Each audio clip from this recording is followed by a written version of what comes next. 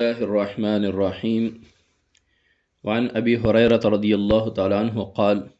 قال رسول الله صلى الله عليه وسلم ما لأحد عندنا يد إلا وقد كافيناه ما خلا أبا بکر۔ مشکات شریف کی 6026 نمبر حدیث ہے۔ باب مناقب ابی بکر یہ چل رہی ہے اور اس باب کی یہ دوسری فصل ہے۔ حضرت ابو ہریرہ رضی اللہ تعالیٰ عنہ فرماتے ہیں قال رسول اللہ صلی اللہ علیہ وسلم کہ رسول اللہ صلی اللہ علیہ وسلم نے فرمایا ما لأحد عندنا ید الا وقد کافیناہ، ہمارے ساتھ جس کسی نے بھی امداد کیا دین کے لیے، اسلام کے لیے، تو ہم نے اس کا بدلہ ادا کر دیا، ہم نے اس کا بدلہ دے دیا۔ ما خلا ابا بکر، سوائے ابو بکر رضی اللہ تعالیٰ عنہ کے، فإن له عندنا یدا یکافیہ اللہ بہا یوم القیامہ، اس نے جو بھی ہمارے ساتھ امداد کیا ہے، جو کچھ بھی دیا ہے، اس کا بدلہ اللہ تعالیٰ قیامت والے دن عطا فرمائیں گے حضرت ابو بکر رضی اللہ عنہ کو۔ وما نفعنی مال احد قط ما نفعنی مال ابی بکر، ہمیں کسی کے مال نے اتنا فائدہ نہیں دیا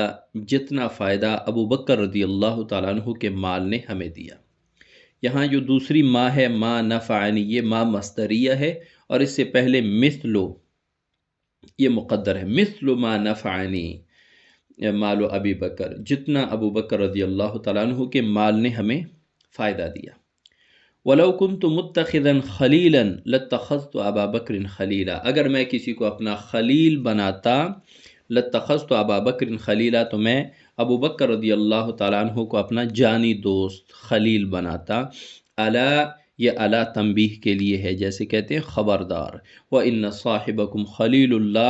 آپ کا صاحب اللہ کا خلیل ہے، یعنی رسول اللہ صلی اللہ علیہ وسلم اپنے بارے میں فرما رہے ہیں کہ میں خلیل اللہ ہوں، میں اللہ کا دوست ہوں۔ اب اس میں رسول اللہ صلی اللہ علیہ وسلم نے ابو بکر رضی اللہ تعالیٰ عنہ کی ان قربانیوں کو سراہا ہے، ان قربانیوں کو اپریشیٹ کیا ہے کہ جو قربانیاں حضرت ابو بکر صدیق رضی اللہ تعالیٰ عنہ نے دین اسلام کے لیے، رسول اللہ صلی اللہ علیہ وسلم کی خاطر، اللہ کی رضا کے لیے کیے ہیں۔ جان، مال، اولاد سب کچھ لٹا دی ہے رسول اللہ صلی اللہ علیہ وسلم پر، سب کچھ پیش کیا ہے۔ یہاں تک کہ ایک مرتبہ حضرت رسول اللہ صلی اللہ علیہ وسلم نے چندے کا اعلان فرمایا تو تمام صحابہ کرام رضوان اللہ تعالی علیہم اجمعین نے اپنی وسعت طاقت کے مطابق چندہ لا کر رسول اللہ صلی اللہ علیہ وسلم کی قدموں میں رکھ دیا۔ حضرت ابوبکر صدیق رضی اللہ تعالیٰ عنہ نے اپنے گھر کا سارا مال اکٹھا کر کے، یہاں تک کہ اپنے جسم پر، بدن پر جو کپڑے تھے وہ بھی اتار کر اس سامان میں رکھ دیے اور خود ایک چادر پہن لیا، چادر اوڑھ لی، اور اس چادر کو آپس میں جوڑنے کے لیے کانٹے لگا دیے تھے، جس کی وجہ سے ابو بکر صدیق رضی اللہ تعالیٰ عنہ کو ذوالخلال بھی کہا جاتا تھا۔ خلال کہتے ہیں کانٹے کو، کانٹے والا، یعنی ابو بکر صدیق رضی اللہ تعالیٰ عنہ نے کانٹوں سے اپنی وہ چادر مبارک وہ جیسے سی لی یا آپس میں جوڑ دیا اس کے سرے۔ اور ایک قربانی آپ رضی اللہ تعالیٰ عنہ کی یہ بھی ہے کہ آپ نے حضرت بلال رضی اللہ تعالیٰ عنہ کو آزاد کروایا، اور